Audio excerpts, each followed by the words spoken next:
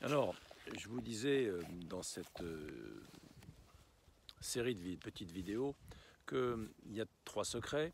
Il y a le secret de la quantité, le secret de la qualité, puis le secret de l'énergie ou du rayonnement. On en est au secret de la qualité. Comment réussir? Eh bien, il faut entretenir des relations de qualité et on va voir comment, en quelques mots. Euh, la première chose, c'est que vous avez, euh, vous avez un peu, on pourrait dire que la vente, c'est un peu comme une usine dans laquelle il y a trois sas de création de valeur. Vous rentrez au départ de la chaîne logistique, vous rentrez des petits chariots avec du contact qualifié. C'est ça votre matière première.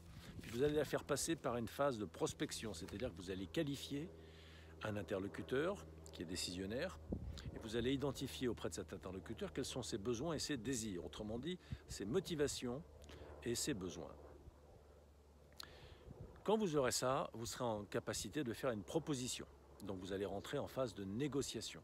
C'est la phase N, après la phase de prospection qui était la phase P. Donc vous allez établir un lien entre votre offre et le besoin, entre la motivation et les bénéfices de votre offre.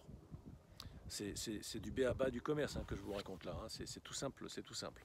Mais dans cette phase-là, si vous êtes un bon négociateur, si vous savez bien faire vos propositions, si vos offres sont bien rédigées, si elles sont éloquentes, si la mise en page, la mise en avant, les illustrations sont belles, évidemment vous allez augmenter considérablement votre taux d'impact, votre taux de productivité en fait.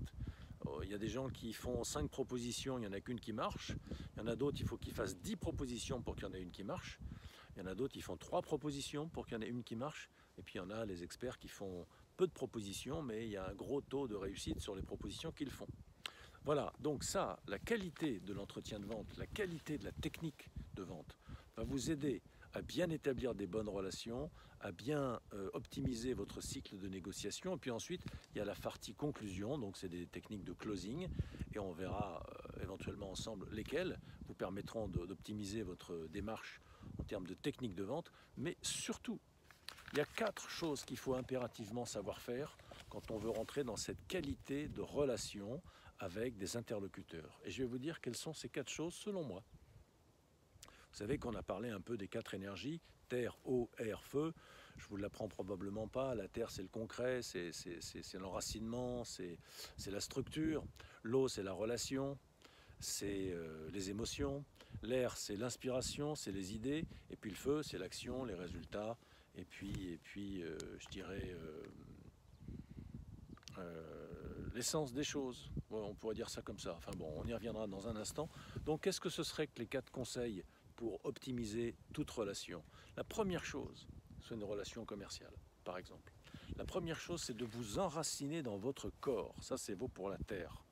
Écoutez, parlez avec les gens avec qui vous êtes en contact depuis une attention qui est divisée en deux. Une partie de votre attention va vers l'interlocuteur avec ce qui se dit entre vous, et une autre partie de l'attention reste centrée dans vos sensations corporelles. Écoutez depuis vos pieds, écoutez depuis le dossier de la chaise, écoutez depuis vos épaules relâchées, écoutez depuis votre respiration, écoutez depuis votre sourire, écoutez depuis votre détente.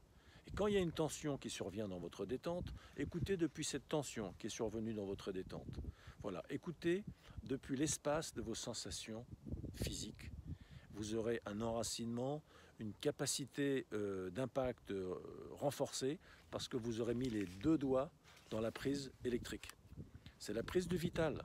Ça, c'est indispensable. Que vous soyez jolie, intelligent, mignonne, tout ce que vous voulez, si vous n'êtes pas dans vos sensations corporelles, vous n'êtes pas branché les 2 pieds dans la vitalité, il vous manquera toujours la niaque, le coup de rein qui fait que vous remportez l'adhésion. Et tout ce que vous voulez dire, il faut le dire depuis vos sensations corporelles. Alors ça, c'est la première chose. La deuxième chose, c'est oser, pour l'eau, une relation authentique. Vous n'avez pas besoin de monter sur la pointe de vos pieds pour faire croire que vous êtes quelqu'un d'autre que ce que vous êtes, plus grand, plus malin. Vous n'avez pas besoin de créer un effet sur l'autre. Laissez ça à ceux qui ont du temps à perdre. Ne cherchez pas à créer des effets, soyez vous-même. Alors il y a des gens à qui ça plaira, tant mieux. Puis il y a des gens à qui ça plaira pas, tant mieux aussi. Ils vous le feront sentir, vous le repérerez vite et vous ne perdrez pas votre temps. Si les gens ne vous apprécient pas, c'est parfaitement leur droit. Ils ont parfaitement raison de ne pas vous apprécier. Vous n'êtes pas appréciable de façon, comment dire, systématique pour tout le monde. Vous avez une signature qui correspond à certaines autres signatures. Il y a certaines personnes à qui ça ne plaît pas. Ils ne sont pas obligés de pas vous respecter. Ils ne sont pas obligés de vous mépriser. Mais d'accord. Mais ça, de toute façon, qu'ils le fassent ou qu'ils ne le fassent pas, c'est leur problème. Ce n'est pas le vôtre. Mais vous, votre problème, c'est d'établir des relations pour entrer dans une dynamique de réussite avec les autres. Faites-le en étant vous-même. Ne vous tracassez pas de savoir si ça va marcher, si vous allez plaire à l'autre. Ne cherchez pas à lui plaire. Cherchez à être vous-même, à être juste, à être vrai. Et ça, c'est la clé de la relation authentique. Vous ne cherchez pas à obtenir des effets, vous ne cherchez pas à manœuvrer les personnes, vous ne cherchez pas à changer leur comportement, vous vous contentez d'être le plus vrai possible à chaque instant. Ça, c'est la deuxième chose.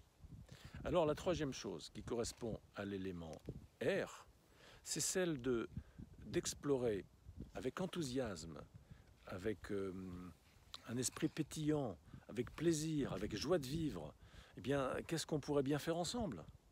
Voilà, vous êtes dans vos sensations physiques, vous établissez une relation authentique et vous vous ouvrez avec plaisir au jeu de la vie, qui consiste à regarder comment est-ce qu'on peut s'entraider, comment est-ce qu'on peut créer de la valeur l'un pour l'autre. C'est très sympathique, c'est très agréable, il faut être un peu astucieux, il y a des tas de liens à faire. Pendant la conversation, vous ferez des liens entre ce que vous dit la personne et que vous écoutez profondément et votre offre, et donc ce que ça peut créer comme valeur par rapport à ses besoins et ses motivations, et le tour est joué. Alors encore une fois, il y a des arguments qui vont faire mouche, d'autres non. Il y a des gens à qui ça va plaire, d'autres pas. Mais c'est pas grave ça ne vous regarde pas. Vous, ce qui vous regarde, c'est sortir de vous-même et aller au contact. Soyez naturel, soyez vrai, et puis soyez intelligent, faites les liens qu'il faut. Et puis ça suffira pour réussir un peu quelque chose. Et ce un peu, croyez-moi, sera largement suffisant pour vivre une très très belle réussite.